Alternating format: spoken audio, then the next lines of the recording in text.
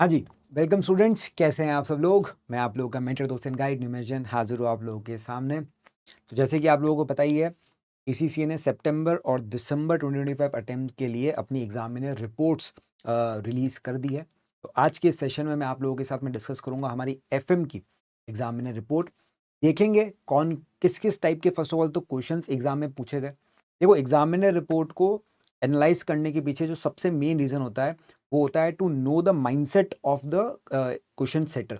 ये जो paper setter है, जो एग्ज़ामिनर है, वो किस तरीके से सोच रहा है, वो कैसे क्वेश्चंस बना रहा है, किस टाइप के क्वेश्चंस एग्ज़ाम में पूछे जा रहे हैं।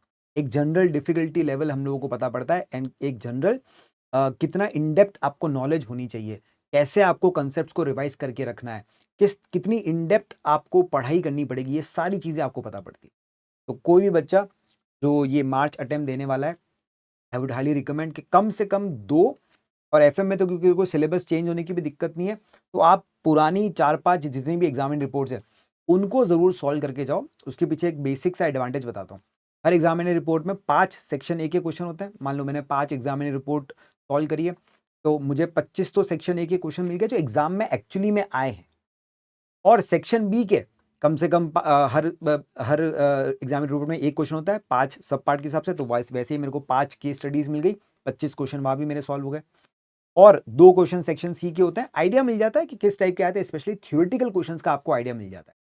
तो और थ्योरी और साथ-साथ में प्रैक्टिकल का भी किस तरीके से वो सॉल्यूशन वगैरह आपसे एक्सपेक्ट कर रहे हैं, उसका भी आइडिया मिलता है।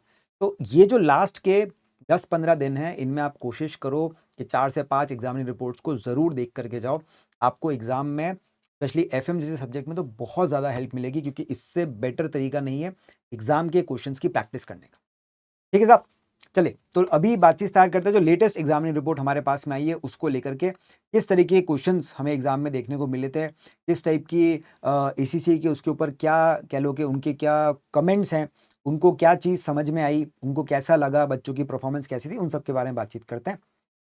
तो सबसे पहले स्टार्ट करते हैं भाई सेक्शन ए के क्वेश्चन के साथ में। यहाँ पर आपको उन्होंने 4 क्वेश्चन दे रखे हैं, ठीक है? जनरली 5 होते हैं, बट ठीक है 4 दे दिए उन्होंने अभी अपने पे।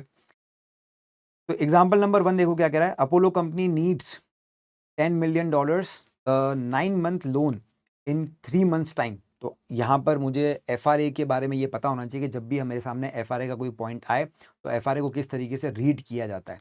अगर मुझे ये चीज़ नहीं पता है तो फिर दिक्कत हो जाएगी। ठीक है, मुझे पता है भाई 3 मंथ्स के बाद मुझे लोन चाहिए और 9 महीने का लोन चाहिए, तो जो एफआरए होगा वो 3-12 होगा। इन दोनों के बीच का जो गैप होता है, 3 बताता है कितने महीने बाद स्टार्ट होगा, 12 बताता है कब खत्म होगा, और इन दोनों के बीच का जो गैप है वो ड्यूरेशन टेन्योर बताता है। एफआरए है आपको 3-12 का, जो 4.6% की रेट और 4.1% की रेट ऑफर कर रहा है। जो हायर रेट है वो लोन की बोरोइंग की रेट होती है, जो लोअर रेट है वो आपके डिपॉजिट की रेट होती है। ये भी हमें पता होना चाहिए। कंपनी को क्या चाहिए? कंपनी को पैसे चाहिए, नीड्स 10 million लोन। ठीक है, तो आपको लोन की रेट 4.6% की आपके काम की है। तो आपने एक एफआरए बाय करा, तो आपकी रेट जो है वो 4.6% पे लॉक हो चुकी है। अब 3 मंथ्स के बाद में क्या होगा कि अपोलो जो है वो बैंक के पास गया और $10 million को एक्चुअली में 4.5% पे बोरो कर लिया। एफआरए एग्रीमेंट्स में हमने कहा था कि जब भी आप कोई भी एफआरए एग्रीमेंट वगैरह लेते हो, तो जब आप उस एग्रीमेंट तो आपने ले लिया 3 महीने बाद में, अब जब ये पर्सन जाएगा लोन लेने के, तो लोन तो इसको एक्चुअल रेट पे मिलेगा। लेकिन जो डिफरेंस है एक्चुअल रेट और एग्रीड रेट के बीच का, उसमें अगर आपका फायदा हो रहा है तो बैंक आपको पेमेंट कर देगा, अगर बैंक का फायदा हो रहा है तो आप बैंक को पेमेंट कर दो।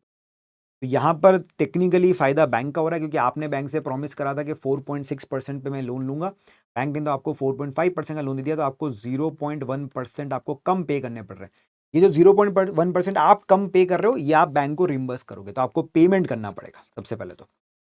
0.1%, 10 मिलियन का लोन है आपका, और ये लोन जो है ये 9 महीने का है। 10 मिलियन इंटू 0.1% इंटू 9/12 कर दो,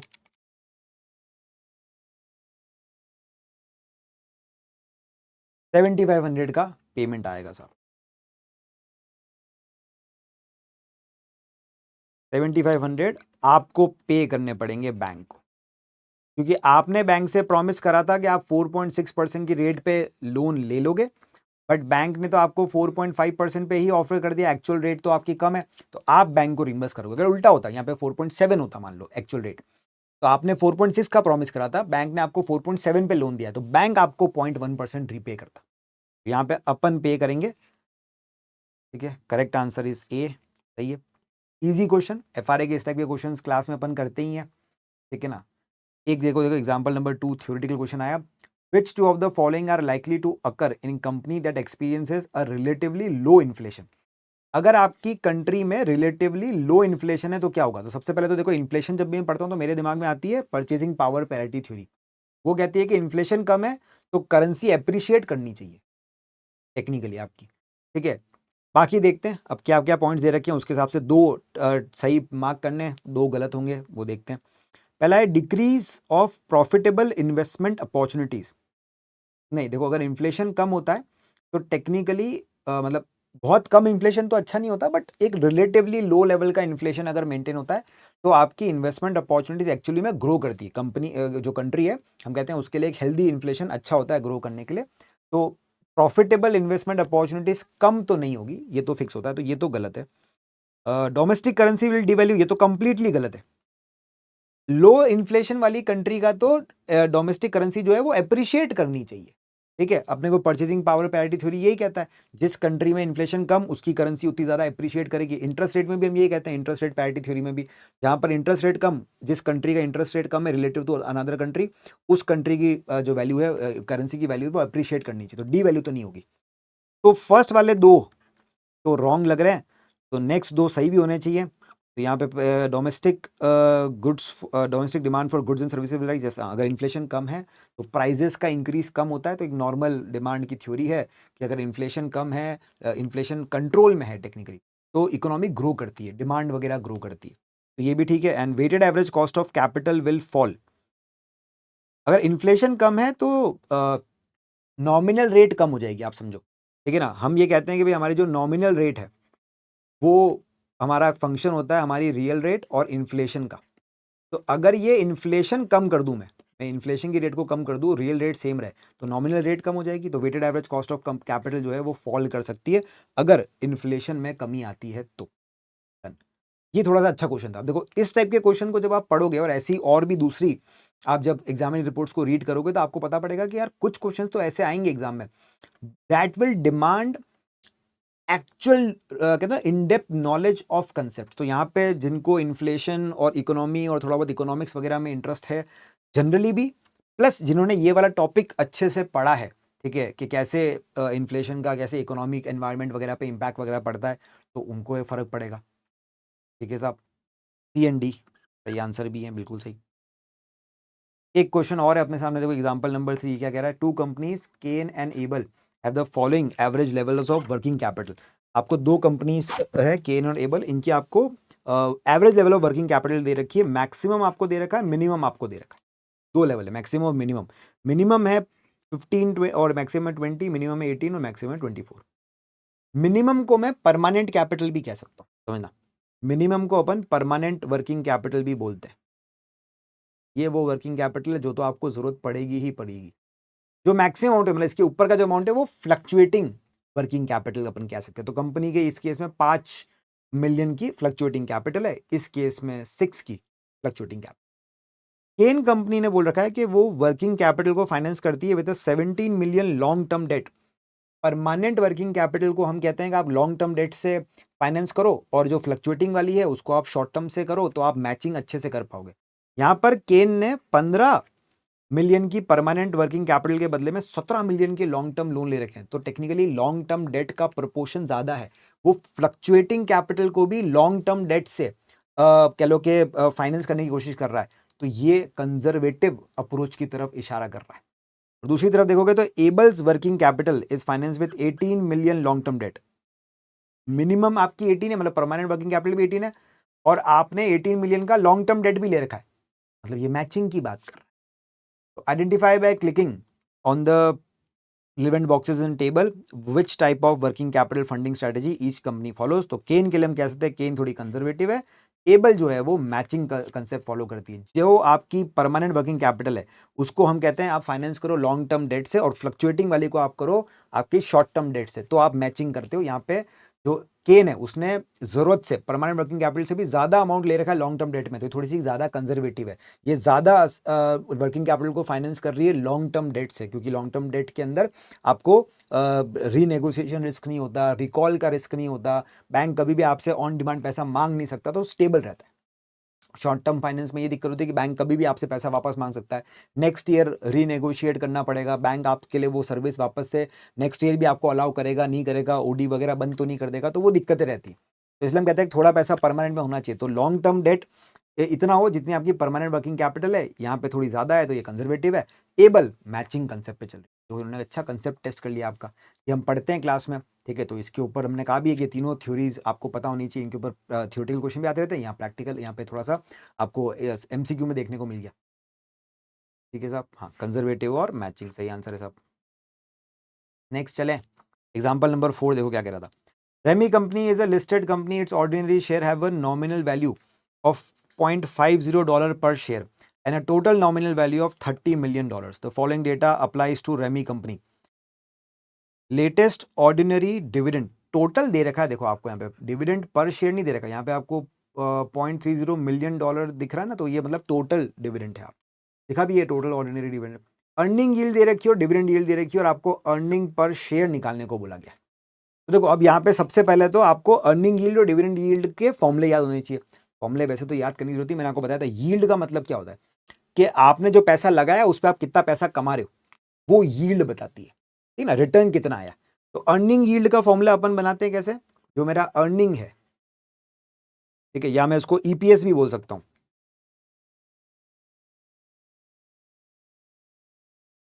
अपॉन एमपीएस इंटू 100। और डिविडेंड की यील्ड निकालनी हो तो dividend per share divide by market price पर शेयर इंटू 100। ये दो फॉर्मूले हैं साहब मेरे पास में। अब मेरे को अर्निंग पर शेयर निकालना है, मतलब मुझे ईपीएस निकालना है। ईपीएस निकालने के लिए अगर कहीं से मुझे एमपीएस मिल जाए तो अर्निंग यील्ड तो मेरे पास है, अर्निंग यील्ड को मैं एमपीएस से मल्टीप्लाई करूंगा तो ईपीएस का मेरे पास में आंसर आ जाएगा। अब एमपीएस कैसे निकालें, इसके लिए देखो क्या डेटा दे रखा है मेरे पास में, डिविडेंड है साहब, और मैं ऑर्डिनरी शेयर्स की नॉमिनल वैल्यू दे रखी है और टोटल वैल्यू भी दे रखी है, तो मैं नंबर ऑफ शेयर भी निकाल सकता हूं, तो मैं डिविडेंड पर शेयर निकाल सकता हूं। अगर डिविडेंड पर शेयर मिल जाएगा तो डिविडेंड यील्ड के फॉर्मूले में मैं इनपुट करूंगा वैल्यूज, मुझे मार्केट प्राइस पर शेयर मिल जाएगी, उस मार्केट प्राइस पर शेयर को मैं जब अपने अर्निंग यील्ड के फॉर्मूले में पुट करूंगा तो मुझे ईपीएस मिल जाएगा। अगर फॉर्मूला याद है तो काम हो जाए एग्जाम में। अब यहाँ पे आपको डिविडेंड पर शेयर चाहिए, डिविडेंड पर शेयर के लिए टोटल डिविडेंड वो तो आपका 3 मिलियन का है साहब, डिवाइड करना पड़ेगा नंबर ऑफ शेयर से आपको। अब नंबर ऑफ शेयर के लिए बोल रखा है आपकी टोटल कैपिटल तो थी 30 मिलियन की और 0.5 पर शेयर थे, ओहो अच्छा, तो 30 मिलियन की टोटल कैपिटल, एक शेयर की नॉमिनल वैल्यू 0.50, मतलब आपके पास में 60 मिलियन शेयर्स हैं, 60 मिलियन से डिवाइड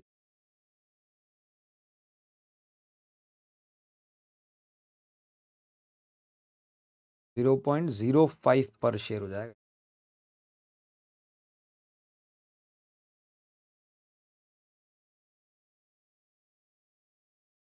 ये आपका डिविडेंड पर शेयर है 0.05, ठीक है। अब इसको आप लगा दो डिविडेंड यील्ड के फॉर्मूले में, तो यील्ड जो है वो 4% की है, ठीक है। ये दिस इज इक्वल्स टू,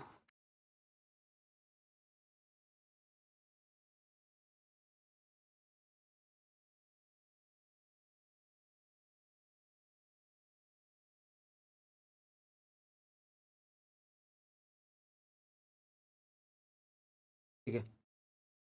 इस फॉर्मूले से अपन इसको सॉल्व कर सकते हैं। डिविडेंड यील्ड मुझे दे रखी है 4% की, तो मैं इसको 4/100 लिख सकता हूँ। डिविडेंड है 0.05 का, एमपीएस मेरे को निकालना है, तो मैंने सॉल्व करा तो एमपीएस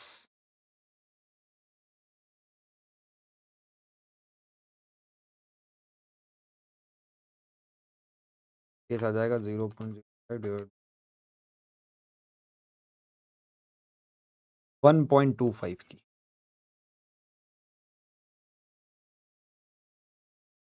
ठीक है। ये आ गया एमपीएस। अब इस एमपीएस को अर्निंग यील्ड के फॉर्मूले में रख दो,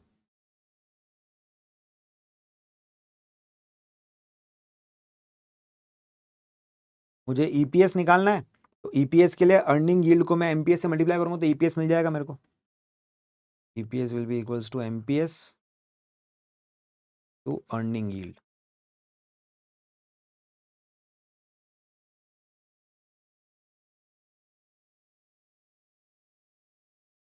MPS आपको दे रखा है, अपने पास में आ गया 1.25 का, अर्निंग यील्ड आपको दे रखी है 12% की, ये हो जाएगा 0.15।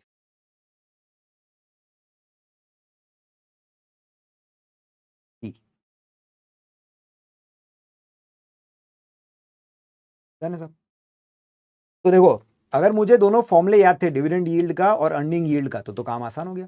अर्निंग यील्ड का फॉर्मूला, डिविडेंड यील्ड का फॉर्मूला, आप देखा क्या क्या चीजें चाहिए आपको। ईपीएस निकालना है, ईपीएस निकालने के लिए अगर आपके आपके पास अर्निंग यील्ड तो है, बट एमपीएस मिल जाए तो ईपीएस मिल जाएगा। मैंने दिमाग लगाया एमपीएस कहां से आ सकता है, तो मैंने कहा देखो मेरे पास में डिविडेंड यील्ड का भी फॉर्मूला है, इसमें डिविडेंड पर शेयर मिल जाए तो एमपीएस आ जाएगा। मैंने कहा डिविडेंड पर शेयर निकालने के लिए डिविडेंड, टोटल डिविडेंड दे रखा है, नंबर ऑफ शेयर आ जाएंगे तो डिविडेंड पर शेयर आ जाएगा, उसको मैंने डिविडेंड यील्ड के फॉर्मूले में रखा, मेरे पास में एमपीएस आ गया। इस एमपीएस को मैंने फिर अर्निंग यील्ड से मल्टीप्लाई करा तो मेरे पास में ईपीएस आ गया। अब वो एग्जाम में फॉर्मूले याद होंगे तो अच्छे से काम होगा। ये आप फॉर्मूले अच्छे से रिवाइज करके जाना।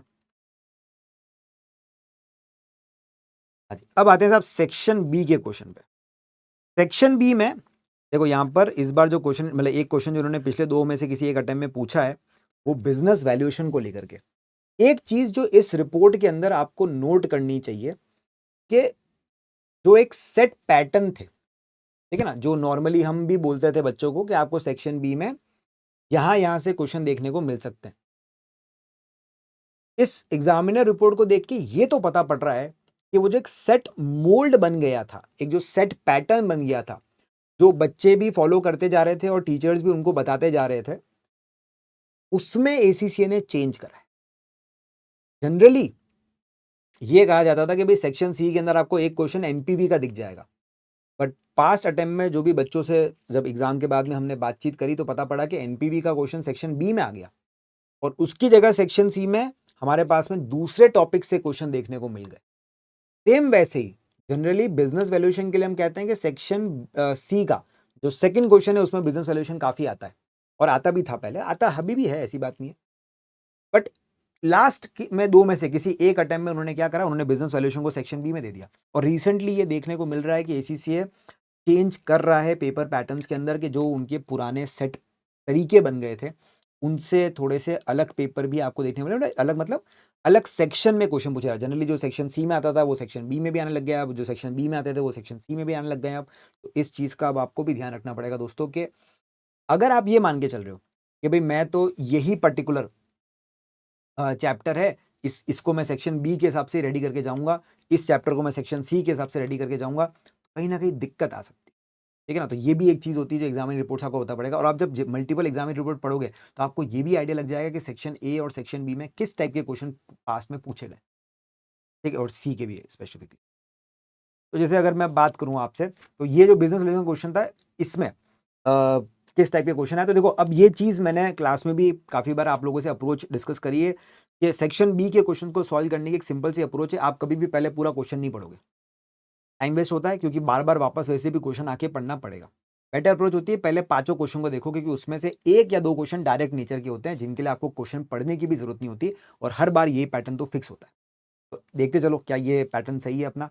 तो इसमें मैंने देखा क्वेश्चन नंबर 1 ये कह रहा है डिविडेंड ग्रोथ मॉडल से what will be the correct share price, तो इसलिए तो मुझे डेटा पढ़ना पड़ेगा। Question number 2, which three of the following can be problems when valuing shares using dividend growth model, तो ये आपका डायरेक्ट क्वेश्चन आ गया। तो मैं पहले इसको अटेम्प्ट करूंगा, मैंने क्वेश्चन पढ़ा भी नहीं अभी तक, टाइम बचा है, मैं डायरेक्ट क्वेश्चन पे आ गया हूं और डायरेक्ट क्वेश्चन में सॉल्व भी करूंगा।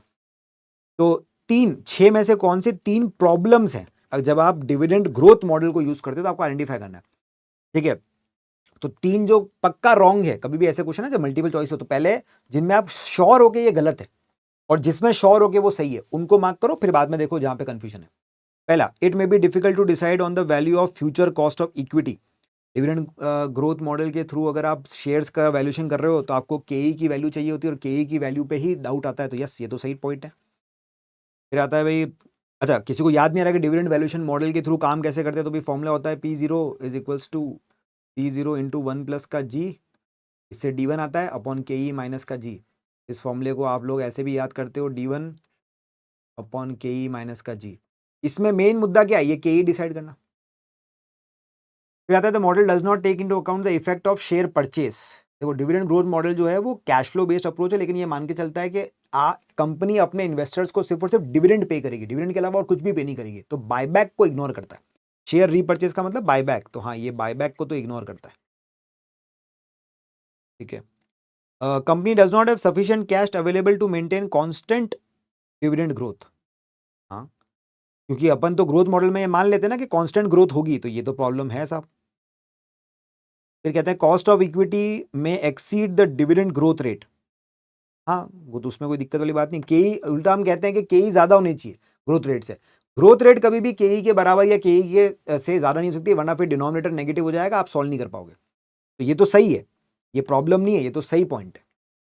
फिर कहते हैं the model uses profit rather than cash flow. नहीं नहीं, हम डिविडेंड के कैश फ्लो लेके चलते, तो ये तो पक्का गलत है, ठीक है। If dividends have not been paid in past the model can not be used.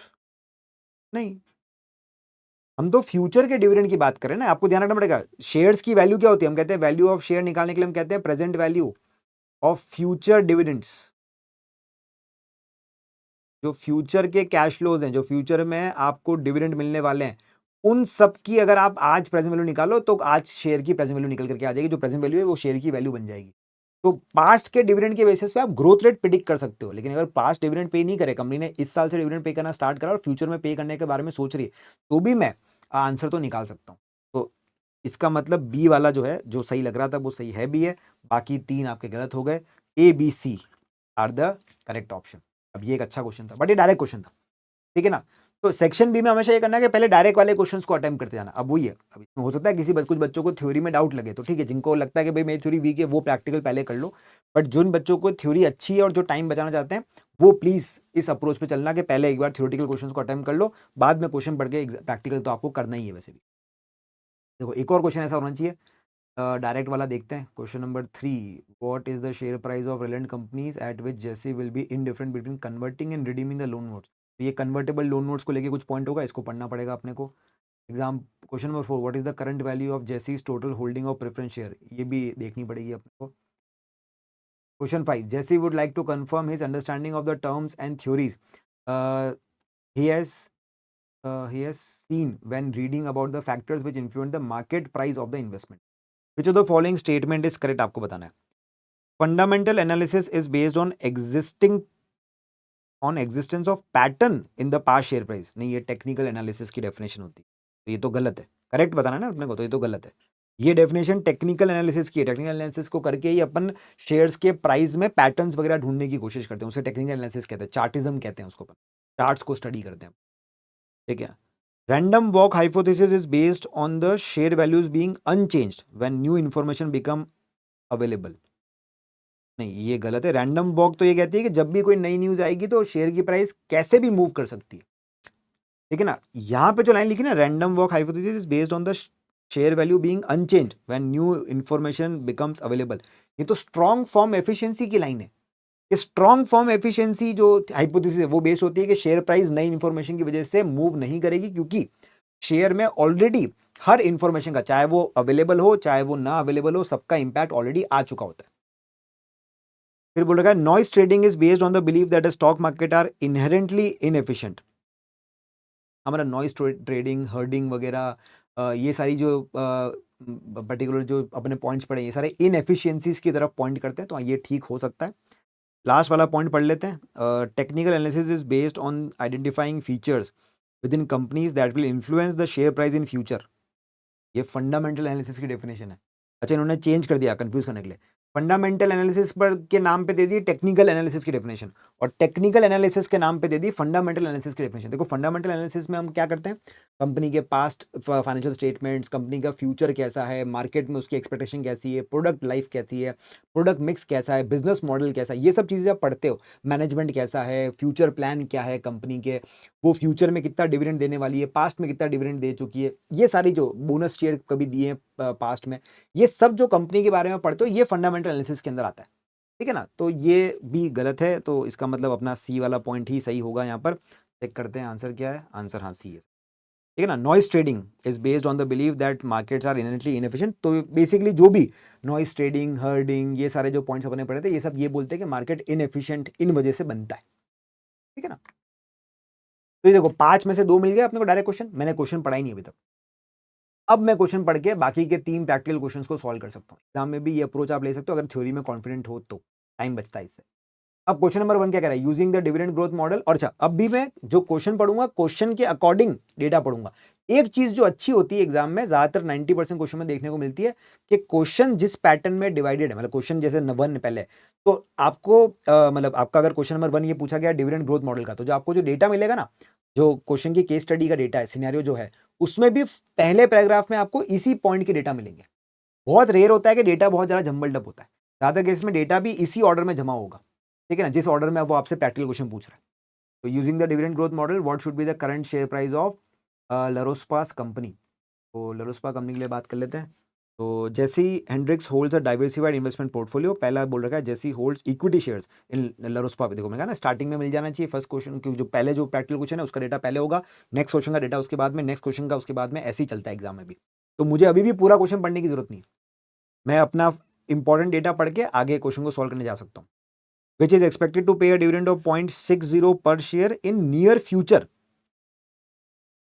In near future बोला है साहब, मतलब कुछ टाइम बाद पे करोगे, आज का डिविडेंड नहीं है ये, फ्यूचर का डिविडेंड है। And company is planning to undertake a large investment in near future. Near future मतलब, और मतलब इसी नियर फ्यूचर के पास में, अगर मान लो नियर फ्यूचर आपका 1 साल है, तो 1 साल के बाद में आप एक लार्ज इन्वेस्टमेंट करने का भी सोच रहे हो।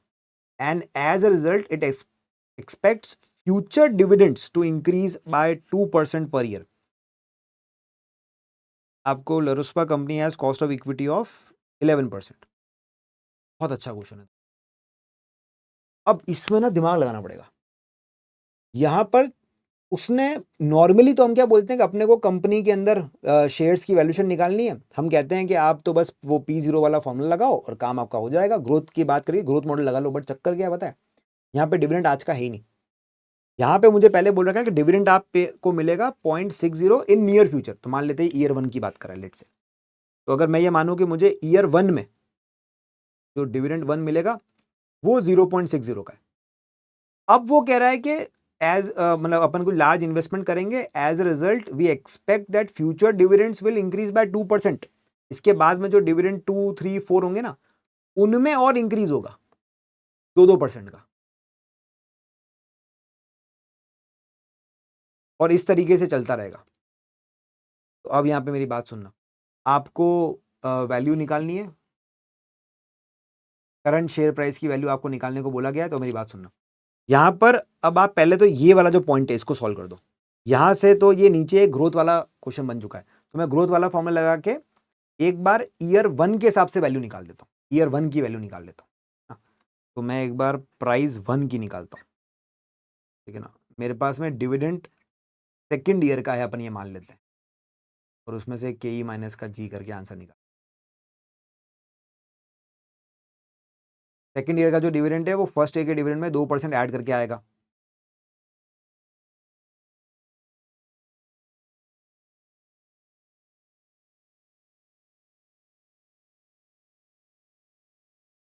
ये 11% का, ग्रोथ रेट है 2%।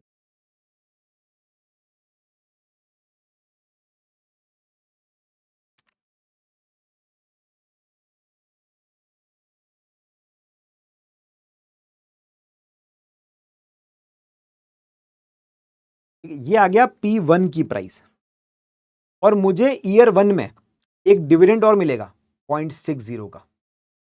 तो मेरे को ईयर 1 में एक तो मिलेगी शेयर की प्राइस, एक मिलेगा डिविडेंड। शेयर की प्राइस मेरी आ रही है ईयर 1 की 6.80, और डिविडेंड इस ईयर का 0.60 और देने वाले हो आप, तो ये हो जाएगा 7.40। और कोई इंफॉर्मेशन अपने को दे रखी है सर, क्या है इनका, 7.4 आ गया। डन। एक बार तो ग्रोथ मॉडल से पहले अपने आंसर निकाला, देखिए ये आ गया अपने पास में P1 का, ठीक है, और फिर उसमें फर्स्ट ईयर का डिविडेंड अपने और ऐड कर दिया, ठीक है ना। तो यहाँ से अपने पास में नेक्स्ट ईयर का जो थोड़े टाइम बाद जो डिविडेंड आने वाला है उसकी आ गई प्रेजेंट वैल्यू, और फिर जो हम अभी अभी एक डिविडेंड देने वाले हैं उसको अपने ऐड कर दिया, क्योंकि डिविडेंड दिया नहीं है, डिविडेंड देने वाले हैं। देने वाले तो क्या चक्कर है, आपको अभी कुछ टाइम के अंदर एक तो ये अमाउंट मिलेगा और फिर कुछ टाइम बाद में ये अमाउंट मिलना स्टार्ट हो जाएगा। तो ये तो फ्यूचर का डिविडेंड है, इसकी अपन ने प्राइस निकालने के लिए अपना ग्रोथ वाला फॉर्मूला लगा दिया।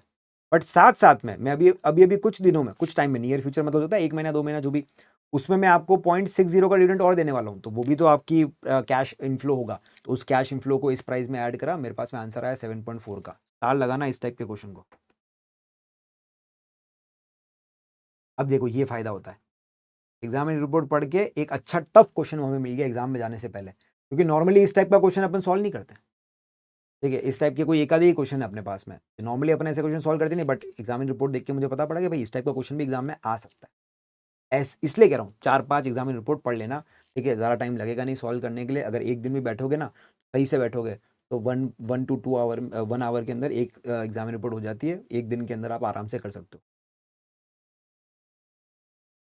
ठीक है, क्वेश्चन नंबर 2 अपन ने कर लिया था। क्वेश्चन नंबर 3 पर आते हैं। ये क्या पूछ रहा था, what is the share price of Relento company at which JC will be indifferent between converting and redeeming the loan notes. देखो, अब अपन एक बार क्वेश्चन पढ़ते हैं, क्या चीज अपने को बोल रखी है। JC also holds a 7% convertible loan notes of Relento company which have a current market value of 97 point, current market value दे रखी है आपको, और $100 की नॉमिनल वैल्यू है। Loan notes can be redeemed at a premium of 15% to nominal value in 5 years time. आज से 5 साल बाद आप चाहो तो इसको 15% की रिडम्शन, 15% प्रीमियम पे रिडीम कर सकते हो, या फिर और can be converted on the same date into 20 shares per loan note held. ठीक है ना, और 20 शेयर्स में भी आप कन्वर्ट कर सकते हो पर लोन नोट। आपको ये बताना चाह रहा है, वो पूछ रहा है आपसे, at what is the share price of Relento company at which JC will be indifferent, मतलब कन्वर्टिंग से मिलने वाला आपका इनकम और जो आपको पैसा, जो आपको वैल्यू मिलेगी शेयर्स में कन्वर्ट करने के लिए, अगर वो बराबर हो जाए। हम नॉर्मली कन्वर्टेबल बॉन्ड्स में क्या कहते हैं कि रिडम्शन पे जो 2 ऑप्शन है, एक नॉर्मल रिडम्शन का, ठीक है, मैच्योरिटी पे जो 2 ऑप्शन है, एक नॉर्मल रिडम्शन का और एक हमारे पास में जो शेयर कन्वर्जन का है, दोनों की अपन निकालते हैं वैल्यू। दोनों में से जिसकी वैल्यू ज्यादा होती है उस ऑप्शन को चूज करते हैं। यहां पे ये कह रहा है कि इनडिफरेंट कब होगे, जब कन्वर्टिंग और रिडीमिंग दोनों की वैल्यू सेम होगी। मैं इनडिफरेंट कब हूंगा, जब value of converting will be equal to redemption value। जब आपके शेयर्स की कन्वर्जन की वैल्यू आपके रिडम्शन वैल्यू के बराबर हो, तो जो भी शेयर्स मुझे मिलेंगे उनकी वैल्यू मेरे रिडम्शन वैल्यू के बराबर हो। अब रिडम्शन वैल्यू तो मैं निकाल सकता हूँ। मुझे क्वेश्चन में बोल रखा है कि 15% पे रिडम्शन होगा मेरे पास में, 15% पे रिडम्शन होगा तो मेरे को 115 मिलेंगे पैसे। ठीक है, तो रिडम्शन वैल्यू तो मैं यहाँ पे निकाल सकता हूँ। रिडम्शन वैल्यू 100 का रिडम्शन है, उसके ऊपर आपको 15% एक्स्ट्रा मिलेगा, 115 की रिडम्शन वैल्यू। तो अगर शेयर की वैल्यू भी 115 हो जाए तो मैं कन्वर्जन करने में इंटरेस्टेड नहीं हूँ। तो शेयर की वैल्यू 115 अगर हो जाए टोटलिटी में, तो मुझे कन्वर्जन करने का फायदा नहीं मिलेगा। अब मुझे एक लोन नोट के बदले में 20 शेयर मिलने वाले हैं और एक लोन नोट पे मुझे 115 रुपए मिलेंगे कन्वर्जन रिडम्शन के ऊपर। तो कन्वर्जन के टाइम पे भी अगर मैं 20 शेयर कन्वर्ट करता हूं और मुझे 115 का ही बेनिफिट मिलता है, तो शेयर की प्राइस क्या होनी चाहिए, हमें ये निकालनी है। 115 की प्राइस है और आपको 20 शेयर आप कन्वर्ट कर सकते हो। तो अगर एक शेयर की वैल्यू आ जाएगी, ये 115 डिवाइड बाय 20, 5.75। अगर एक शेयर की वैल्यू 5.75 हुई तो मेरे को शेयर की वैल्यू निकालने के लिए मिलूंगा, कितने शेयर मिलेंगे, 20। एक शेयर की वैल्यू है 5.75,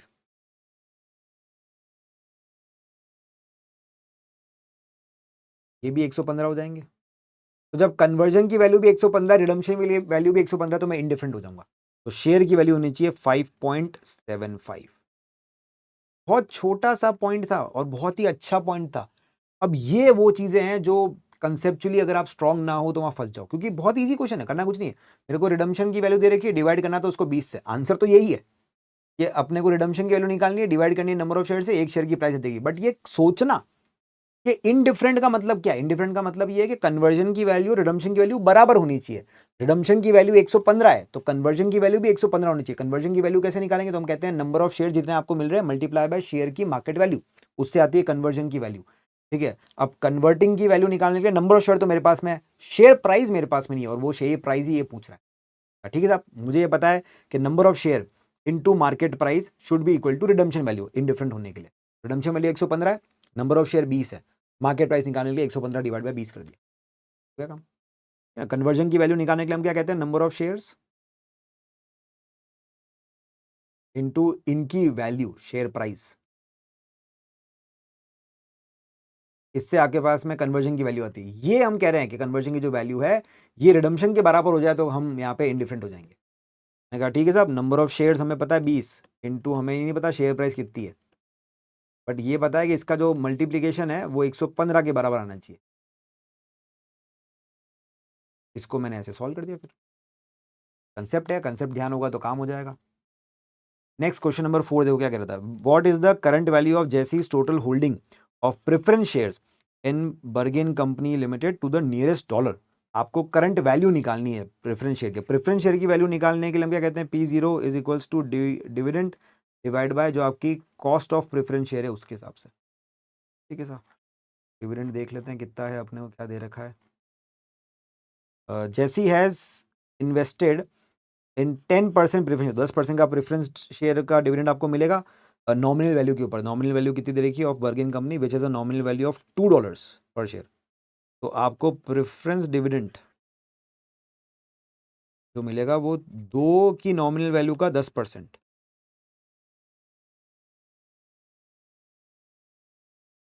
$0.20 का आपको प्रेफरेंस डिविडेंड मिलेगा। नॉमिनल वैल्यू ऑफ इन्वेस्टमेंट आपकी है $20,000 की, तो $20,000 आपने इन्वेस्ट करें, $2 की नॉमिनल वैल्यू, तो 10,000 प्रेफरेंस शेयर है आपके पास में। Annual dividend has just been paid, ठीक है। The cost of capital of preference share is 8%, और आपको केपी दे रखी है, cost of capital preference share दे रखी है, फिर तो काम हो गया आसान। मेरे को डिविडेंड पता पड़ गया था 0.20, केपी मेरे को पता है 8% की, यहां से प्राइस आ गई। एक प्रेफरेंस शेयर की प्राइस है 2.5, आपको निकालनी है टोटल होल्डिंग, तो total number of preference share निकाल दो। तो अगर मेरे को नंबर ऑफ प्रेफरेंस शेयर्स मिल जाएं into price of preference share से अगर मैं मल्टीप्लाई करूंगा तो मेरे पास में आंसर आ जाएगा।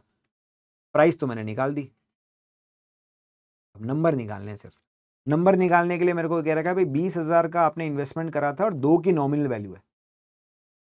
आपने इन्वेस्टमेंट करा है यहाँ पे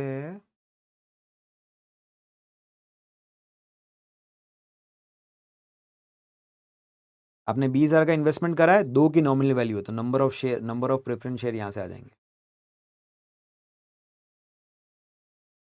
20,000 का इन्वेस्टमेंट, एक शेयर की वैल्यू 2, 10,000 शेयर है आपके पास, तो 10,000 इंटू 2.5 कर दो, टोटल वैल्यू आ जाएगी 10,000 प्रेफरेंस शेयर्स इंटू 2.5 की वैल्यू 25,000 का valuation is the right answer. ये तो इजी था, इसमें कोई ज़्यादा दिमाग लगाने की जरूरत नहीं। हाँ, ये गलती हो सकती है कि जनरली प्रेफरेंस शेयर की वैल्यू अपने को £1 दे रखी होती है, तो बच्चे गलती से वो 10% को 0.1 लेके चल सकते हैं, वो गलती नहीं करनी है अपने। ठीक है ना साहब। क्वेश्चन नंबर 5 तो अपना हो चुका था, तो ये अपना सेक्शन बी का पॉइंट हो गया। अब मेन मुद्दा आता है साहब, सेक्शन सी में किस टाइप के क्वेश्चन आए और क्या ऑब्जर्वेशन थी। मेन एग्जामिनेशन रिपोर्ट से जो अपने को पता पड़ता है वो यही है कि सेक्शन सी में किस टाइप के क्वेश्चन अपने को देखने को मिलते हैं और क्या एग्जामिनर की एक्सपेक्टेशन है उस टाइप के क्वेश्चन से। इसलिए सेक्शन किस टाइप के क्वेश्चन आ रहे हैं सेक्शन सी में वो समझना जरूरी है, और उनका क्या वो आंसर एक्सपेक्ट कर रहे हैं आपसे वो भी समझना जरूरी है। तो देखो, एक क्वेश्चन आया था कांस्टेंट कंपनी का, ये क्वेश्चन उन्होंने पूछा था वर्किंग कैपिटल मैनेजमेंट से। ठीक है, वर्किंग कैपिटल मैनेजमेंट से पूरा क्वेश्चन उन्होंने बना के दे दिया। नॉर्मल इसकी एक रिक्वायरमेंट ए थी जिसमें आपको बोला गया discuss and apply the use of relevant techniques is in management account receivable. ठीक है, including offering early settlement discount and using factor. अच्छा, दोनों को कंपेयर करने के लिए आपको एक क्वेश्चन आया था यहाँ पे। उसके अलावा एक रिक्वायरमेंट बी और सी और थी। रिक्वायरमेंट बी में आपको बोला गया था explain various reasons of holding cash and discuss and apply the use of relevant techniques in managing cash. और उसके अलावा बोला था assessing the benefits of centralised treasury management and cash control. और फिर बोला गया था cash management model such as Baumol और मिरल लॉ। तो देखते चलो एक एक करके क्या क्वेश्चन आए थे। अब ये अलग अलग ये पूरा वर्किंग कैपिटल के ऊपर 20 मार्क्स का क्वेश्चन दे दिया इन्होंने यहाँ पे, जिसमें थ्योरी भी है इसमें प्रैक्टिकल भी है, कंपैरिजन भी वो करवा रहे हैं आपसे। पहला क्वेश्चन 4 मार्क्स का था, जहां आपसे बोला था evaluate the financial effect of the early settlement discount. अब 4 मार्क्स का क्वेश्चन है, मुझे बताना है कि अर्ली सेटलमेंट डिस्काउंट देना चाहिए नहीं। 2 ऑप्शन हो रहे हैं क्वेश्चन में, एक हो रहा है कि वो तो अर्ली सेटलमेंट डिस्काउंट देना चाहता है, एक आपको वो कह रहा है कि वो आपको आपकी उसकी जगह अर्ली सेटलमेंट डिस्काउंट की जगह आप उसको फैक्टरिंग की सर्विसेज ले सकते हो। दोनों में से कौन सा प्रपोजल आपको चूज करना चाहिए, वो चीजें बोल रहा है कि भाई 2 प्रपोजल है, दोनों में से कौन सा बेटर है वो आपको चूज करना है। अब अर्ली सेटलमेंट डिस्काउंट के साथ में एक चीज होती है कि इसको सॉल्व करने के 2 तरीके होते हैं। अगर 100% of customers discount offer accept कर लेंगे, तो हम कहते हैं कि आप इफेक्टिव एनुअल डिस्काउंट की रेट निकालो, उसको अपनी फाइनेंस कॉस्ट से कंपेयर करो, अगर फाइनेंस कॉस्ट से कम है तो एक्सेप्ट कर लो डिस्काउंट को, अदरवाइज रिजेक्ट कर लो डिस्काउंट। बट अगर सारे कस्टमर्स डिस्काउंट एक्सेप्ट नहीं करने वाले हैं, तो उस केस में हम ये कहते हैं कि बेटर है कि आप अपने बेनिफिट्स और कॉस्ट को कंपेयर करके नेट सेविंग या नेट एक्सपेंडिचर जो भी होने वाला है उसको निकालो और उसके हिसाब से आंसर ढूंढो। ठीक है साहब। तो यहां पर भी वो बोल रहे हैं, देखो कि अब क्वेश्चन में अपने को बोल रखा है कि अर्ली सेटलमेंट डिस्काउंट अपन देने वाले थे 1.25 का, और 70% के क्रेडिट कस्टमर ये डिस्काउंट लेने वाले, तो मुझे बेनिफिट कॉस्ट वाली अप्रोच को ही लेके चलना पड़ेगा। ठीक है, और 45 मिलियन की क्रेडिट सेल थी अपने को बोल रखा है, तो 45 मिलियन की क्रेडिट सेल में से 70% क्रेडिट कस्टमर्स 1.25 का डिस्काउंट ले लेंगे, तो डिस्काउंट की कॉस्ट निकालने के लिए 45 मिलियन इंटू 75% इंटू 1.25, तो ये आपकी कॉस्ट यहाँ पर कुछ आएगी 45 इंटू 70% इंटू 1.2, हाँ 393750, 393750। ठीक है ना, तो ये तो डिस्काउंट की कॉस्ट आ गई। अब डिस्काउंट अगर कस्टमर ले रहा है 70% कस्टमर, तो इन 70% कस्टमर के ऊपर मुझे जल्दी पैसा मिल रहा है, तो इस पर मेरी इंटरेस्ट की सेविंग हो रही होगी। बचे हुए 30% पे तो मैं नॉर्मल वाला इंटरेस्ट दे रहा हूँ, बट इन 70% कस्टमर पे जल्दी पेमेंट मिलेगा मेरे को, जो भी दिन होंगे उतने दिन का मेरा इंटरेस्ट भी बचेगा। अब यहाँ पे आपको बेनिफिट देखना है, तो यहाँ पे एक और चीज बोल रखी है, looking at the benefit of the policy the scenario is clear. अच्छा, यहाँ पे मिस्टेक क्या करी कुछ बच्चों ने, कॉमन मिस्टेक क्या करी बच्चों ने, पूरे 45 मिलियन का 70% करा ही नहीं, आपने जो डिस्काउंट था वो पूरे ट्रेड रिसीवेबल के ऊपर कैलकुलेट कर लिया। ठीक है, या तो सॉरी, कुछ बच्चों ने ये भी गलती करी कि डिस्काउंट को ट्रेड रिसीवेबल के बैलेंस के ऊपर कैलकुलेट करा, जबकि डिस्काउंट जो है वो सेल वैल्यू के ऊपर मिलता है। इंटरेस्ट अपन रिसीवेबल के बैलेंस के ऊपर कैलकुलेट करते हैं, डिस्काउंट अपन टोटल सेल के ऊपर कैलकुलेट करते हैं, ये दिक्कत हुई। दिस इज इनकरेक्ट, और फिर डिस्काउंट को फिर अप्लाई करा on to the value of annual grade sale, so which customers are expected to take the discount. वही आपको 70% 45 का पहले भी 70% करना, उसके बाद में आपको 1.25 निकालना है। कुछ लोगों ने ये 70% का ऑफर ध्यान नहीं रखा, पूरे 45 मिलियन के ऊपर कैलकुलेट कर लिया, वो भी गलत था। एक और पॉइंट जो दे रखा था, looking at the benefit of the policy, benefit क्या होगा, एक तो इंटरेस्ट की सेविंग होगी, एक और देखते हैं क्या बोल रखा था यहाँ पे, बेड डेट्स के लिए बोला था, bad debt would be expected to fall by 2,25,000 per year. ठीक है, आपको यहाँ पे जो भी बेड डेट का अमाउंट दे रखा होगा उसमें बोल रहा था 2,25,000 का फॉल हो जाएगा, would be expected to fall by बोल रखा था, मतलब ये एग्जैक्ट अमाउंट है, एग्जैक्टली 2,25,000 का फायदा होगा। तो 3,93,750 का खर्चा हो रहा है, उसके बदले में 2,25,000 की तो बेड डेट बच रहे। अब अगर इंटरेस्ट की सेविंग और हो गई तो मेरा काम हो जाएगा। ठीक है, बच्चों ने ये गलत पढ़ा, some candidates read this as fall to 2,25,000 and incorrectly calculating the fall in bad debts at 6,75,000। तो मतलब टोटल बेड डेट्स 9 लाख के रहे होंगे, लोगों ने ये पढ़ लिया कि 2,25,000 तक आ चुके हैं बेड डेट्स, उसके हिसाब से उन्होंने कहा कि 9 लाख के पुराने बेड डेट्स थे, 2,25,000 के बेड डेट्स हमारे आ चुके हैं, तो 675 की सेविंग होगी। नहीं, ऐसा नहीं है।